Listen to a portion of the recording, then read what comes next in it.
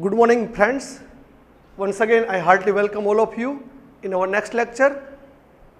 Before this lecture, we have discussed regarding the info of varied tenses. As all of you well aware, આપ બધા જાણો છો કે આપણે કાળ શીખી રહ્યા છીએ.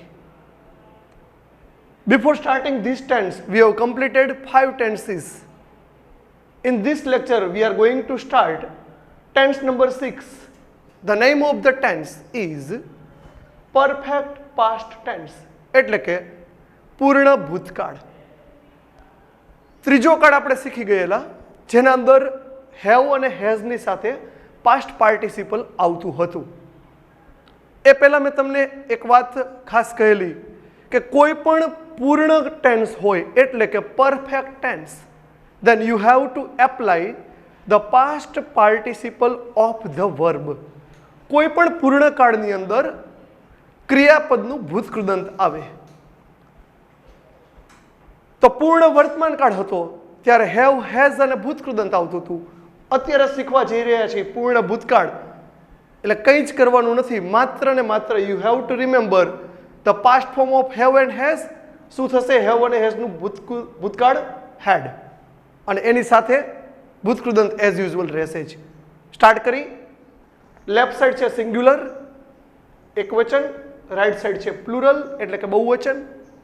ફર્સ્ટ પર્સન સિંગ્યુલર આઈ પહેલો પુરુષ એકવચન, સેકન્ડ પર્સન સિંગ્યુલર યુ બીજો પુરુષ એકવચન, થર્ડ પર્સન સિંગ્યુલર એટલે કે ત્રીજો પુરુષ એકવચન હી સી અને ઇટ તમે જોઈ શકો છો. રાઈટ સાઈડ જોઈએ તો ફર્સ્ટ પર્સન પ્લુરલ પહેલો પુરુષ બહુવચન વી, સેકન્ડ પર્સન પ્લુરલ બીજો પુરુષ બહુવચન યુ, થર્ડ પર્સન પ્લુરલ ત્રીજો પુરુષ બહુવચન એટલે કે ધે. શું કરવાનું છે આ કાળની અંદર? માત્ર તમારે કે હેવ અને હેઝનું માત્ર ભૂતકાળ. તો હેવ અને હેઝનું ભૂતકાળ શું થઈ ગયું? હેડ. અને પાસ્ટ પાર્ટિસિપલ તો જે હતું એ જ. ઇટ ઉપર આપણે બધા જ કાળ શીખી રહ્યા છીએ ત્યારે ઇટનું ત્રીજું રૂપ શું થશે? Eaten. It's okay. I had eaten મારા દ્વારા ખવાયેલું હતું. કેવી? ભૂતકાળની પૂરી થઈ ગયેલી ક્રિયા. રાઈટ સાઈડમાં છે વી હેડ ઇટન અમારા દ્વારા ખવાયેલું હતું. યુ હેડ ઇટન તેના દ્વારા ખવાયેલું હતું. સામે પણ છે યુ હેડ ઇટન તમારા દ્વારા ખવાયેલું હતું. હી હેડ ઇટન તેના દ્વારા ખવાયેલું હતું. કોઈ પણ મેલ પર્સન માટે, છોકરા માટે, કોઈ જેન્ટ્સ માટે યુ કેન યુઝ હી. તો હી હેડ ઇટન તેના દ્વારા ખવાયેલું હતું. સી હેડ ઇટન તેણીના દ્વારા ખવાયેલું હતું. અને ઇટ હેડ ઇટન જેનું ગુજરાતી નહીં કરી કારણ કે તમે જાણો જ છો કે ઇટનો યુઝ કેના માટે? કોઈ પણ થિંગ્સ વસ્તુ માટે આપણે કરીએ છીએ. And last they had eaten તેઓના દ્વારા ખવાયેલું હતું. સિમ્પલ નોટ જો યાદ રાખો પૂર્ણ ભૂતકાળ કઈ રીતે બને તો એની સિમ્પલ એક નોટ યાદ રાખીએ આપણે. હેડ પ્લસ ભૂતકૃદંત એટલે કે પાસ્ટ પાર્ટિસિપલ.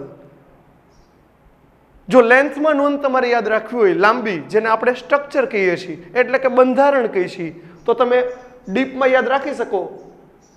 સબ્જેક્ટ એટલે કે કર્તા plus had plus past participle એટલે કે ભૂતકૃદંત પ્લસ ઓબ્જેક્ટ એટલે કે કર્મ એન્ડ લાસ્ટ એક્સ્ટ્રા વર્ડ એટલે કે અન્ય શબ્દો.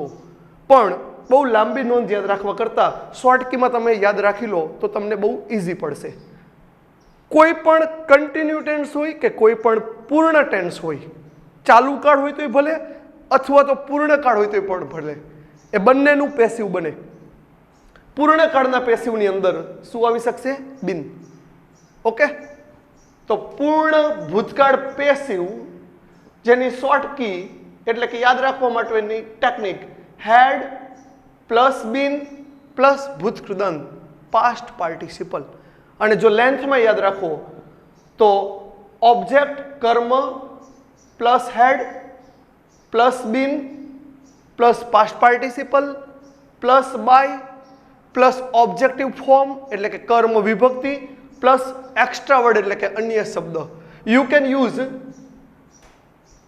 The extra word at last of the sentence, also as per the rules and regulation of the grammar you can use the extra word before this by ના પહેલા પણ તમે વધારાના શબ્દને મૂકી શકશો અને વાક્યના અંતે પણ એટલે કે છેલ્લે પણ તમે વધારાના શબ્દને મૂકી શકો છો. ઇટ્સ ઓકે, ક્લિયર બધાને? પૂર્ણ ભૂતકાળ માત્ર યાદ રાખો હેડ પ્લસ ભૂતકૃદંત, એનું passive had plus been plus ભૂતકૃદંત. સેકન્ડ પોઈન્ટ, આજકાળની અંદર કાળ ઓળખવાના શબ્દો જે ખૂબ જરૂરી છે, જેને ઇંગ્લિશમાં કહેશું word to recognise the tenses, એટલે કે કાળ ઓળખવા માટેના શબ્દો, જેમાં બે જ શબ્દો છે, બિફોર એન્ડ આફ્ટર. બિફોર એટલે પહેલા, આફ્ટર એટલે પછી. પણ પૂર્ણ ભૂતકાળ માટે એક અગત્યની નોંધ જે અહીંયા તમે બોર્ડ ઉપર જોઈ શકો છો, આઈએમપી નોટ, ખાસ નોંધ. બિફોરના પહેલા પૂર્ણ ભૂતકાળ આવે છે અને બિફોરના પછી સાદો ભૂતકાળ આવે છે. એનું ઓપોઝિટ કરીએ તો આફ્ટરના પહેલા સાદો ભૂતકાળ આવશે અને આફ્ટરના પછી પૂર્ણ ભૂતકાળ આવશે. આ અગત્યનો પોઈન્ટ. કદાચ શબ્દ ન આપેલો હોય તો પણ તમે એ રીતે જોઈ શકશો કે એક સ્ટ્રક્ચર કેવું બની શકે, પૂર્ણ ભૂતકાળ, અને સેકન્ડ સ્ટ્રક્ચર કેવું બની શકે, બેક સાઈડનું સાદો ભૂતકાળ. અથવા તો એક સ્ટ્રક્ચર કેવું બની શકે, સાદો ભૂતકાળ સિમ્પલ પાસ્ટ, અને બેક સાઈડનું સ્ટ્રક્ચર કેવું બની શકે, પરફેક્ટ પાસ્ટ એટલે કે પૂર્ણ ભૂતકાળ. It's okay. તો બે શબ્દો બિફોર અને આફ્ટર. બિફોરના પહેલા પૂર્ણ ભૂતકાળ, પછી સાદો ભૂતકાળ. આફ્ટરના પહેલા સાદો ભૂતકાળ અને પછી પૂર્ણ ભૂતકાળ. Now we understand the tense in a deep style by learning the blanks of the perfect past tense. પૂર્ણ ભૂતકાળની હવે ખાલી જગ્યા સમજીએ તો first, I dash the station before the train arrived. Into bracket to reach. કયો શબ્દ છે કાળ ઓળખવા માટેનો? બિફોર. ઓકે, તો બિફોરના પહેલા કયો કાળ બની શકશે? લખેલું છે અહીંયા જુઓ તમે, પૂર્ણ ભૂતકાળ. એના પછી કયો કાળ આવે? સાદો ભૂતકાળ. તો છે અહીંયા અરાઇવ્ડ સાદો ભૂતકાળ. તો આગળ શું બનાવવાનો આન્સર આપણો? પૂર્ણ ભૂતકાળ. કઈ રીતે બને? તો હેડ તો ફરજિયાત છે જ, had is the compulsory.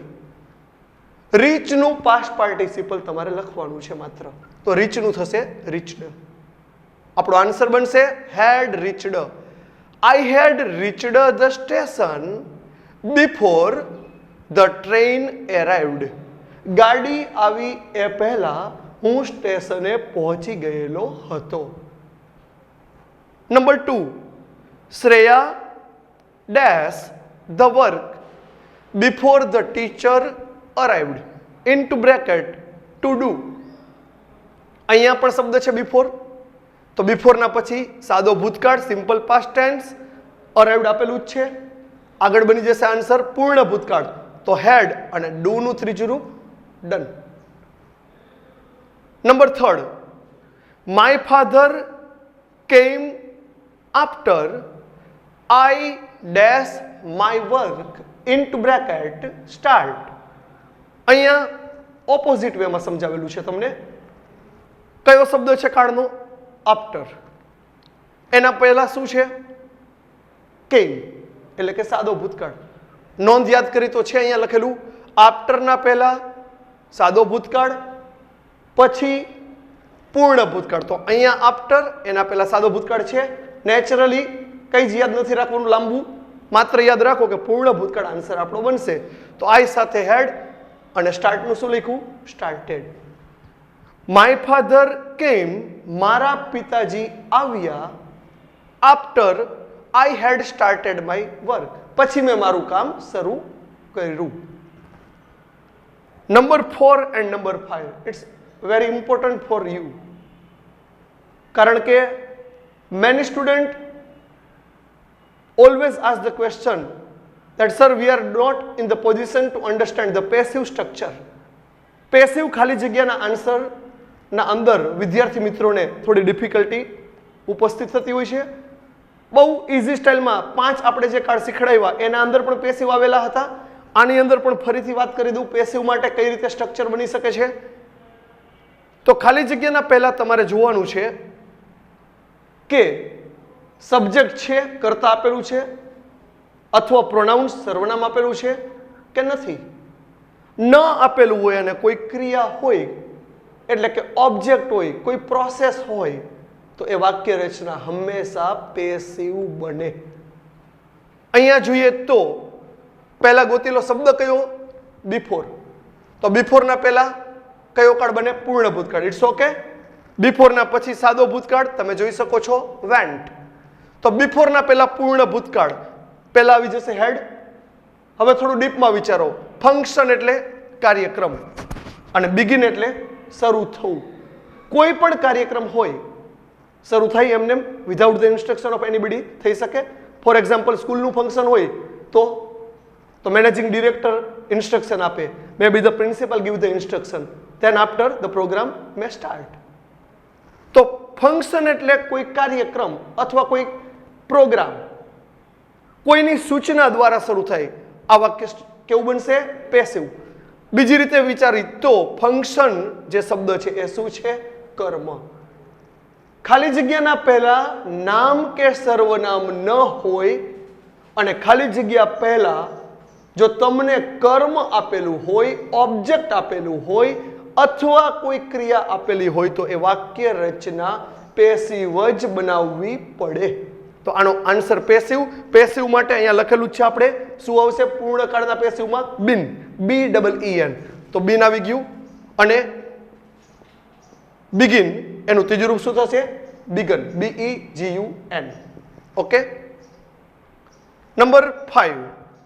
The judgment dash by judge before lawyer argued into bracket give. પાંચમી ખાલી જગ્યા પણ સમજી ડાયરેક્ટ તમને આપેલું જ છે બાય જજ એટલે આ ખાલી જગ્યા તમે સરળતાથી સમજી શકશો કે જજમેન્ટ એટલે કોઈ ડિસિઝન. કોર્ટની અંદર કેસ ચાલુ હોય તો જજમેન્ટ કોણ આપે? જજ. અથવા તો કોમ્પિટિશન સ્કૂલની હોય તો એનો જજમેન્ટ કોણ આપે? જે કોઈ નિર્ણાયક રાખેલા હોય એ.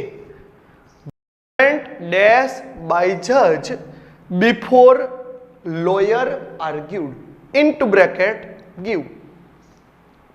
જજમેન્ટ એટલે નિર્ણય. બિફોરના પહેલા અહીંયા જોઈ શકો છો પૂર્ણ ભૂતકાળ બનાવવો પડે. બિફોરના પછી કયો કાળ આવે? સાદો ભૂતકાળ આપેલો છે આર્ગ્યુડ. ઓકે. તો આપણે કયો જવાબ લખવો પડશે? પૂર્ણ ભૂતકાળ. ધ જજમેન્ટ હેડ મૂકી દીધું. ડાયરેક્ટ છે બાય જજ થઈ ગયું પેસિવ. તો પેસિવ માટે શું મૂકશું? બીન. અને ગીવ નું past participle given. The judgement had been given by જજ બિફોર લોયર આર્ગ્યુડ. વકીલે દલીલ કરી એ પહેલા જજમેન્ટ જજે આપી દીધેલું હતું. It's okay. ક્લિયર. તો આ સાથે છઠ્ઠા કાળની અંદર 3 જ પોઈન્ટ યાદ રાખવાના છે. એક તો કાળ કઈ રીતે બને? તો હેડ વત્તા ભૂતકૃદંત એક્ટિવ. પેસિવ ની અંદર had plus been plus past participle. Clear. Number 2 એના બે શબ્દોને તમે યાદ રાખી લો. કયા બે શબ્દો છે? બિફોર અને after. Most IMP point IMP note તરીકે બિફોરના પહેલા પૂર્ણ ભૂતકાળ પછી સાદો ભૂતકાળ આવે. ફરી એકવાર રિપીટ કરું. બિફોર પહેલા પૂર્ણ ભૂતકાળ પછી સાદો ભૂતકાળ. આફ્ટરના પહેલા સાદો ભૂતકાળ અને પછી પૂર્ણ ભૂતકાળ. બંને ઓપોઝિટ છે, એકબીજાના ઓપોઝિટ. બિફોર પહેલા પૂર્ણ ભૂતકાળ પછી સાદો ભૂતકાળ, આફ્ટરના પહેલા સાદો ભૂતકાળ અને પછી પૂર્ણ ભૂતકાળ આવે. પેસિવ સ્ટ્રક્ચર તમારે ખાસ યાદ રાખવાનું છે. તો છઠ્ઠો કાળ એટલે કે tense number 6 perfect past tense. We are conclude. Easy ટેકનિકની અંદર યાદ રાખવા માટે આજ 6 ટેન્સ આપણા પૂર્ણ કરીશું. ત્યારે પ્રીવિયસ લેક્ચરની અંદર પણ મેં કહેલું હતું કે 6 ટેન્સ આપણા ક્લિયર થાય ત્યારે છ ટેન્સને કઈ રીતે તમારે યાદ રાખવા એના માટે ઇઝી ટેકનિકની મેં તમને વાત કરેલી, તો પોઈન્ટ કરી લેજો, નોટ ડાઉન. છ કાળ યાદ રાખવા માટે પહેલા ટેન્સની સાથે ચોથો ટેન્સ યાદ રાખવાનો છે. પહેલો ટેન્સ કયો હતો? સાદો વર્તમાન કાળ, સિમ્પલ પ્રેઝન્ટ ટેન્સ. નોંધ જ યાદ રાખો ખાલી, સાદા વર્તમાન કાળમાં શું આવતું હતું? વાક્યમાં મૂળરૂપ. ઓકે. એની સાથે ચોથો કાળ યાદ રાખો, સાદો ભૂતકાળ. તો મૂળરૂપનું શું થઈ ગયું? ખાલી ભૂતકાળનું રૂપ. તો એક સાથે 4. નંબર 2 કયો ટેન્સ હતો આપણો? ચાલુ વર્તમાન કાળ, કન્ટિન્યુઅસ પ્રેઝન્ટ ટેન્સ, જેના અંદર શું યાદ રાખતા હતા આપણે? એમ ઇઝ આર પ્લસ આઈએનજી. અને એની સાથે કયો ટેન્સ યાદ રાખવાનો છે? નંબર 5, જેની અંદર એમ ઇઝ આરની જગ્યાએ માત્ર એક જ ચેન્જ આવશે. શું આવશે? તો was wear plus ING. Okay. બીજો કાળ ચાલુ વર્તમાન કાળ, એની સાથે યાદ રાખો પાંચમો કાળ ચાલુ ભૂતકાળ. ત્રીજો કાળ કયો? પૂર્ણ વર્તમાન કાળ, ઇંગ્લિશમાં કહેશું પરફેક્ટ પ્રેઝન્ટ ટેન્સ, જેની નોટ શું હતી? હેવ અને હેઝ સાથે ભૂતકૃદંત. અને અહીંયા છઠ્ઠો કાળ આજ શીખી છીએ, હેવ હેઝ નું માત્ર ભૂતકાળ કરવાનું છે, એટલે કે હેડ ભૂતકૃદંત એઝ યુઝ્યુઅલ, હેડ અને ભૂતકૃદંત. ઓકે. 3 સાથે કયું યાદ રાખવાનું? 6. તો શોર્ટ કીમાં યાદ રાખી લો, 1 સાથે 4, 2 સાથે 5 અને 3 સાથે 6. આ રીતે તમે ટેન્સને યાદ રાખશો તો it's not difficult for all of you to understand all the 6 tenses, not only the one tense but also the 6 tenses. I hope all of you have understood all the tenses very well. If any kind of the doubt, ask without the hesitation in our next lecture. Anybody intend to ask anything? No? Then it's okay. So today we are conclude our 6 tense. In our next lecture we will take another tense. Okay. Thank you very much everybody. Once again have a nice day. Thanks a lot.